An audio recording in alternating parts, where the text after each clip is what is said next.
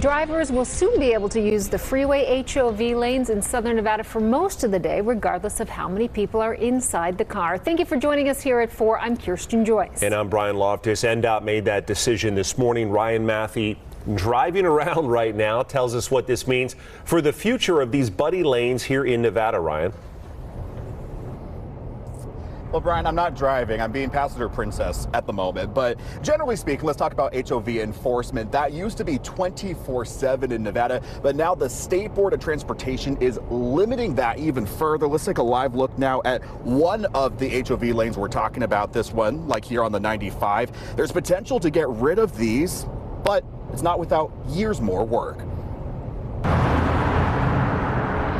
You would always see people with nobody in the car. Robbie Davis drives these freeways daily, but says the incentive of driving in this lane is not enough for him to carpool. You're not like, hey, let's get three of my neighbors in my car so we can use the HOV lane. I don't see that.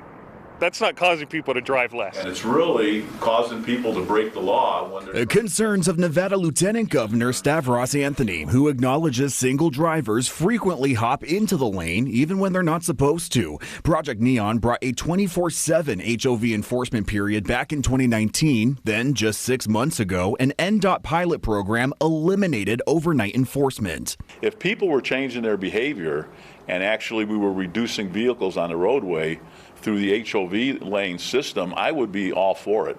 But that's not happening. He and the rest of the State Transportation Board unanimously voted to alter those hours Monday morning, 6 a.m. to 8 a.m. and 4 p.m. to 6 p.m. every weekday. But potential remains to get rid of them altogether after a required environmental study that could take up to 24 months. The board is moving forward with that study as well. Now we're in a position to know what the federal government wants, because these are technically federal highways.